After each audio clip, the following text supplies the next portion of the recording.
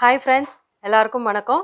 சிறகுகளின் பயணங்களில் நம்ம இன்னைக்கு பார்க்க போகிறது வந்து ஒரு ஸ்வீட் ரெசிபி தான் நான் உங்களுக்கு செஞ்சு காமிக்க போகிறேன். இது சேமியா வச்சு நம்ம பண்ண போகிறோம். இதுக்கு வந்து ஷீர் குருமான்னு பேர். முஸ்லிம்ஸ் பார்த்தீங்கன்னா நோன்பு டைம் அப்போ நோன்பு முடிஞ்சதுக்கப்புறம் இந்த இந்த ஷீர் குருமா வச்சு செஞ்சு சாப்பிடுவாங்க. நல்லா செம டேஸ்ட்டாக இருக்கும். இந்த ரெசிபியை நான் உங்களுக்கு செஞ்சு காமிக்க போகிறேன். வாங்க எப்படி பண்ணலாங்கிறத உங்களுக்கு செஞ்சு காமிக்கிறேன். நான் அதுக்கு வந்து ஒரு 50 கிராம் கிட்ட சேமியா எடுத்துகிட்ருக்கேன். ஒரு 4 பேரிச்சம்பழம் எடுத்துகிட்ருக்கேன். கொஞ்சமாக திராட்சை எடுத்துகிட்ருக்கேன். பாதாம் வந்து நல்லா ஊற வச்சு வச்சுருக்கேன். அரை மணி நேரமாக ஊற வச்சு வச்சுருக்கேன். அதுமாதிரி பிஸ்தா எடுத்துகிட்ருக்கேன். பிஸ்தாவையும் நல்லா ஊற வச்சு எடுத்து வச்சுருக்கேன். முந்திரி ஊற வச்சுருக்கேன். சாரப்பருப்பு கொஞ்சம் ஊற வச்சு எடுத்து வச்சுருக்கேன்.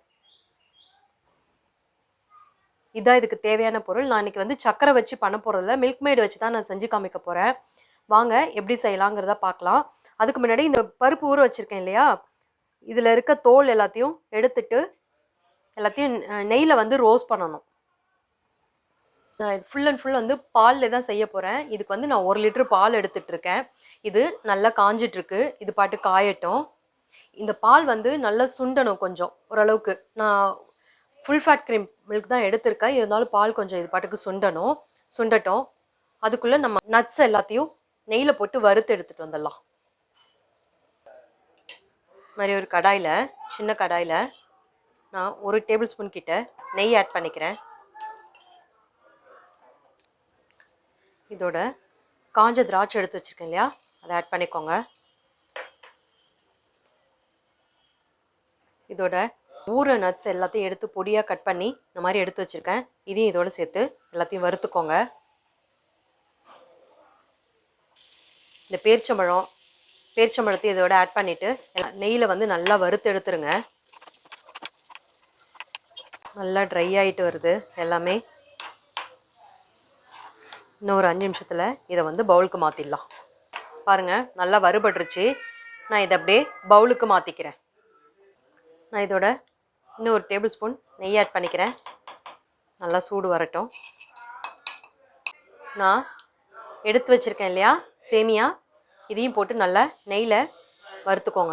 இது ஏற்கனவே வறுத்த சேமியா தான், இருந்தாலும் இன்னும் ஒரு வாட்டி நல்லா வரும். பாஸ்மதி ரைஸை வந்து பால்லே ஃபுல்லாக வேக வச்சு அதுக்கப்புறம் நட்ஸ் எல்லாம் நம்ம போடுவோம். நட்ஸ் வந்து கம்மியாக போடுவோம். இதில் பார்த்தீங்கன்னா ஃபுல் அண்ட் ஃபுல் எல்லா ட்ரை நட்ஸ் எது வேணுமோ நம்ம போட்டுக்கலாம். நம்மக்கிட்ட என்ன ட்ரை நட்ஸ் இருக்கோ எது வேணாலும் போட்டுக்கலாம். அவ்வளோ டேஸ்ட்டாக இருக்கும். இது ஹெல்த்தியும் கூட. இது நல்லா வறுபட்டுருச்சு. அடுப்பு ஆஃப் பண்ணிக்கிறேன். பாருங்கள், பால் நல்லா சுண்டிடுச்சு. ஓரளவுக்கு கொஞ்சம் பால் நல்லா திக்காகிடுச்சு. இந்த சமயத்தில் நம்ம வறுத்து வச்சுருக்கோம் இல்லையா சேமியா, அதை வந்து இந்த பாலில் ஆட் பண்ணிக்க போகிறோம். பாருங்கள், இந்த சேமியா எல்லாத்தையும் நான் இதில் போட்டிருக்கேன். பால்லே நல்லா வேகட்டும். ஒரு 10 நிமிஷத்துலேயே இது நல்லா வெந்துடும். நல்லா குழையிற அளவுக்கு வேண்டாம், ஓரளவுக்கு வெந்தால் போதும். சேமியா வந்து வெந்தால் போதும். வேகட்டும். அப்பப்போ கலரி விட்டுக்கோங்க, அடி பிடிக்காமல் இருக்கிறதுக்காக. ஏன்னா ஃபுல் ஃபேட் க்ரீமில் நம்ம பால்லே பண்ணுறோம் இல்லையா, அதனால் அடி பிடிக்காமல் இருக்கணுங்கிறதுக்காக நல்லா கலரி விடுங்க. பாருங்கள், நல்லா வேக ஆரம்பிச்சிருச்சு. இந்த சமயத்தில் நம்ம வறுத்து வச்சுருக்கோம் இல்லையா நட்ஸ் எல்லாத்தையும் இதில் ஆட் பண்ணிக்கலாம். நான் வறுத்து எடுத்து வச்சுருக்கேன் இல்லையா, நட்ஸ் எல்லாத்தையும் இதில் ஆட் பண்ணிக்கிறேன். நல்லா கலந்து விட்டுக்கோங்க. இதையும் எல்லாம் சேர்ந்து நல்லா வேகட்டும். இது கூட கொஞ்சமாக நான் வந்து ஏலக்காய் தூள் ஆட் பண்ணிக்கிறேன். நல்லா கைவிடாமல் கலந்துக்கிட்டே இருங்க. திக்காக அடி பிடிக்க ஆரம்பிக்கும். நல்லா கலந்து விட்டுக்கோங்க. அப்படியே உதிராக இருக்குது பார்க்குறதுக்கு. சேமியாவும் நல்லா வெந்துருச்சு. இதோடு நம்ம இப்போ வந்து நான் மில்க் மேடு ஒரு அரை கப்பு கிட்ட எடுத்து வச்சுருக்கேன். அதை வந்து இதோட ஆட் பண்ணிக்கலாம். நம்ம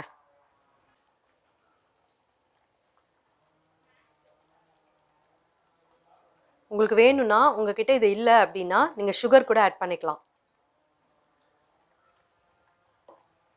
ஊற்றி நல்லா கலந்து விட்டுக்கோங்க. ரிச்சான ஷீர் குருமா.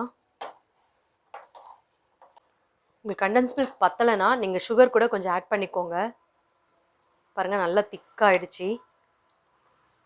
எப்படி இருக்குது பாருங்கள், நட்ஸு எல்லாம் சேர்ந்து நல்லா வாசனையாக இருக்குது. இது நல்லா ஒரு கொதி வரட்டும். பாருங்கள், நல்லா கொதிச்சிட்டு இருக்கும்போதே நான் ஒரு 2-3 இதழ்கிட்ட குங்குமப்பூ ஆட் பண்ணிக்கிறேன். நல்லா கலக்கி விட்டுக்கோங்க. நல்லா கொதிக்கட்டும்.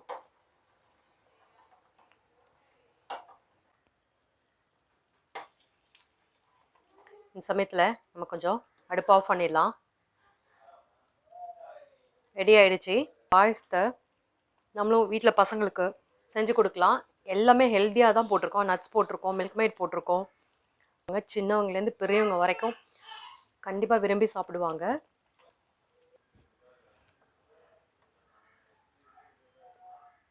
பாருங்கள், நான் ஊற்றிக்கிறேன்.